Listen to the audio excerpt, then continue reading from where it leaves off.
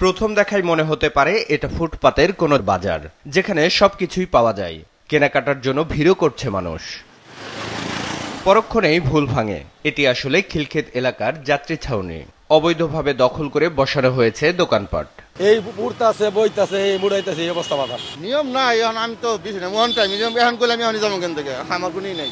না ঠিক না, কিন্তু আমার জায়গা ভাঙি দিয়েছে, আমরা কোন জায়গায় বেসবো বললেন?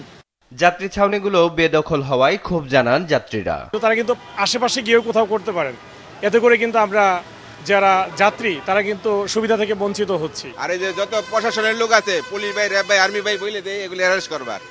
যাত্রী সেবায় ঢাকা মেট্রোপলিটন পুলিশের চাহিদা মতো রাজধানীর 2 সিটি কর্পোরেশনে মোট 130টি যাত্রী ছাউনি নির্মাণের পরিকল্পনা হয়, যেখানে থাকবে উন্নত ফুটপাত, বিশুদ্ধ খাবার পানি, ওয়াইফাই, ডিজিটাল ম্যাপ, যা দেখে যাত্রীর সুবিধা মতো বাসে উঠবে।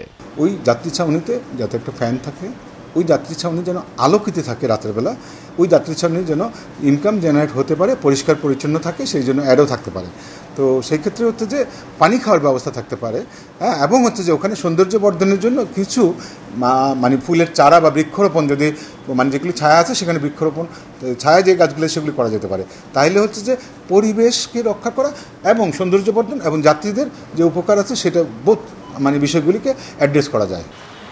রাজধানীর বিভিন্ন এলাকায় বেশ কিছু নতুন যাত্রী ছাউনি স্থাপন করা হলেও সেগুলোতে নেই আধুনিক ব্যবস্থা। অনেক স্থানে মাথার উপরে নেই চালা, কোথাও বা জমেছে আবর্জনার স্তূপ, এমনকি বাসের স্টপেজ নেই এমন স্থানেও তৈরি করা হয়েছে যাত্রী ছাউনি, অথচ যেখানে প্রয়োজন সেখানেই নেই। আমার পিছনে যে যাত্রী ছাউনিটা, কোনো সময় আমরা যাত্রী দেখিও না এখান থেকে উঠে, এমনকি বাসও থামে না, এমনকি অসংখ্য এই কাল শীত থেকে ইসিবি বন্ধ প্রায় 6-7টা হাজার যাত্রী ছাউনি আছে, সেম একই ক্যাটাগরি। এমনি এখন ব্যর্থ পড়ে আছে। এদিকে ঢাকা দক্ষিণ সিটি কর্পোরেশনের প্রধান নির্বাহী ব্যর্থতা মেনে নিয়ে উন্নত যাত্রী সেবা নিশ্চিতে পরিবহন সংশ্লিষ্ট সব পক্ষের সম্মিলিত প্রচেষ্টার উপর জোর দেন। যাত্রী ছাউনি তো আসলে শুধুমাত্র যাত্রী ছাউনি ম্যানেজমেন্টের বিষয় না, এটার সঙ্গে কিন্তু আরও রিলেটেড কয়েকটি বিষয় আছে। যেমন ধরুন আপনার যানবাহনের ব্যবস্থাপনা শৃঙ্খলা দরকার, ফুটপাত ব্যবস্থাপনা, হকারদের ব্যবস্থাপনা, এই বিষয়গুলির সঙ্গে জড়িত।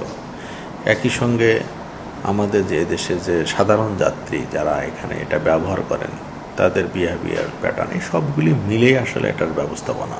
আর যেহেতু আমরা এটা প্রপারলি যাত্রীর জন্য ব্যবহার করতে পারি না, ম্যানেজমেন্টের ক্ষেত্রেও আমাদের কিছু দুর্বলতা আছে, এটা আমি অস্বীকার করব না। ঢাকার 2 সিটি কর্পোরেশনে পুরনো ও নতুন মিলিয়ে 1.5 শতাধিক যাত্রী ছাউনি রয়েছে। এর মধ্যে সিটি কর্পোরেশনের 100টির মতো এবং অন্যান্য সরকারি বেসরকারি প্রতিষ্ঠানের 50টিরও বেশি। বিপ্লব হাসান, মাছরাঙা সংবাদ, ঢাকা।